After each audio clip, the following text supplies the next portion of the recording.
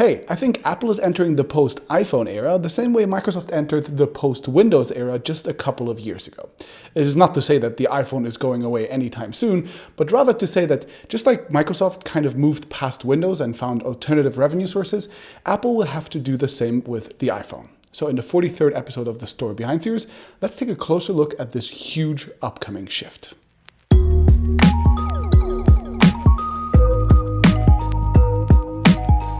This video was sponsored by Cheddar, a new YouTube channel that covers business, technology, media, and news, but without the boring parts. Apple right now is pretty much the iPhone company. Their other products are huge businesses too. Mac, for example, is the 4th largest PC brand in the world and would be a Fortune 500 company all on its own. Apple proudly touts that even despite recent slowdowns, it sells more iPads than any single PC maker sells laptops, and their other products are picking up steam too. But all of these pale in comparison to the juggernaut that is the iPhone. The other stuff is substantial when compared to other companies, but tiny within Apple.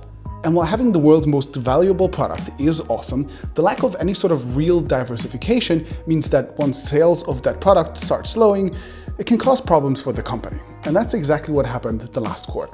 For the first time in 17 years, Apple missed its revenue targets. The company stopped reporting the number of iPhones it ships each quarter, and the news is full of reports from suppliers claiming further cuts in the iPhone production going forward. And while analysts disagree on how significant the slowdown is, or if it's just a seasonal one-off thing, or even who or what is to blame, one thing has become pretty clear by now. iPhones, just like most other smartphones as well, have started hitting a sort of ceiling. Smartphones as a whole have plateaued and are down year over year for the second time in a row, which is actually part of a pretty natural process, I think.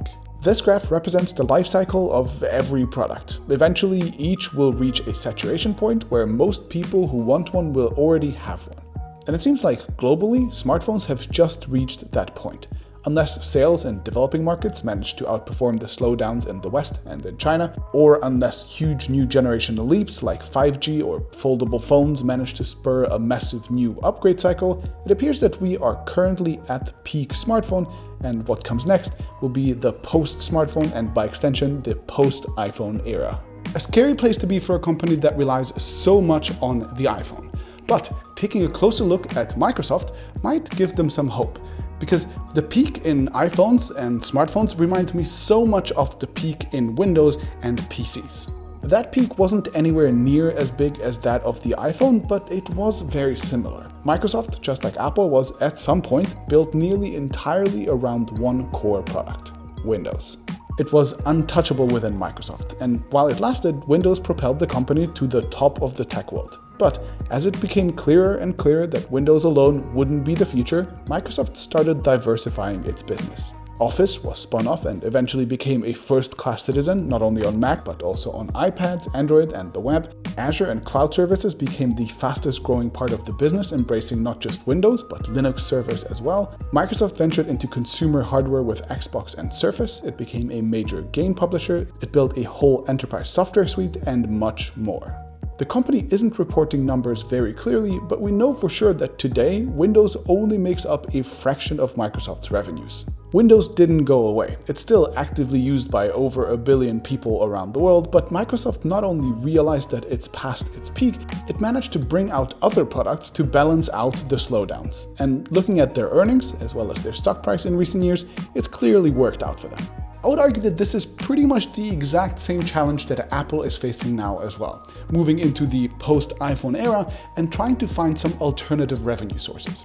And Tim Cook and Apple have actually been pretty clear about what they hope those new revenue sources to be. The biggest plan seems to be for Apple to find new ways to make money out of existing Apple users.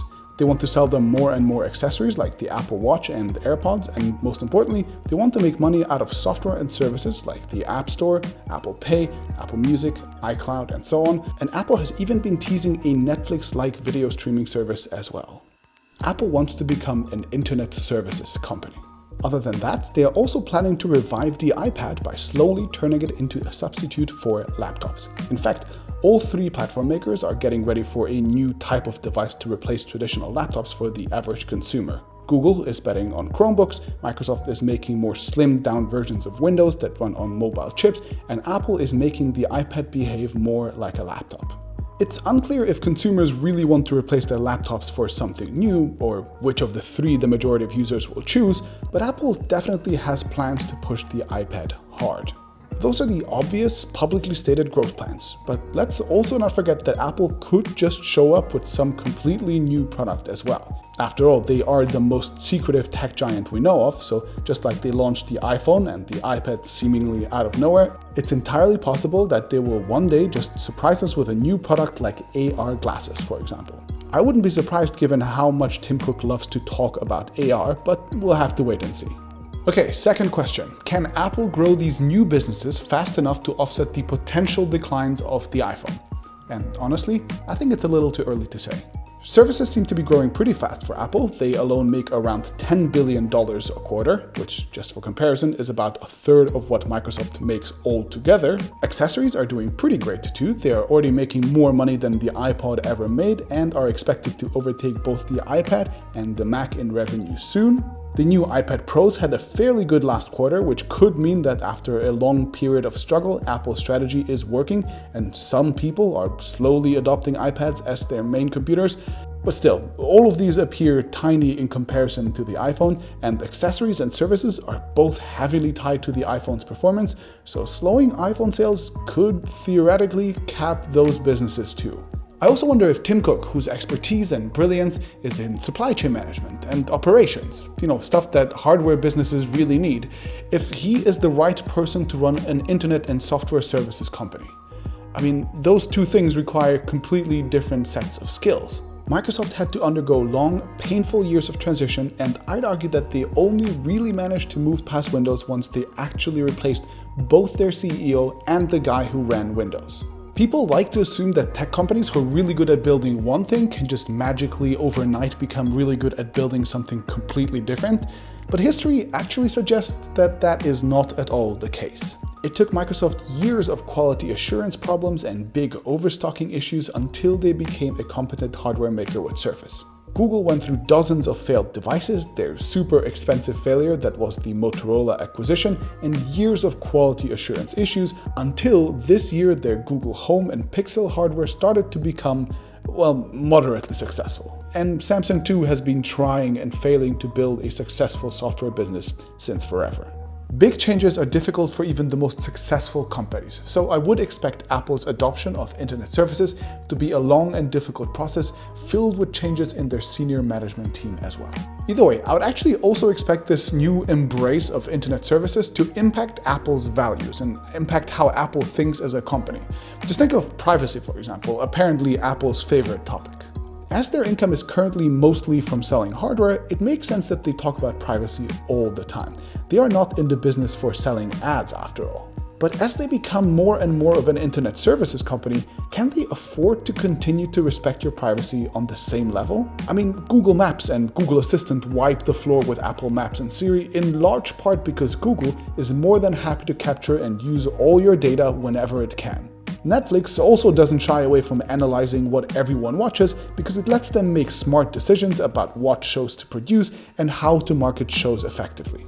Respecting people's privacy is a noble pursuit, but it has historically not been the winning formula for the internet services category. I sure as hell hope that Apple can stick to their ideals, but I think it will be difficult for them.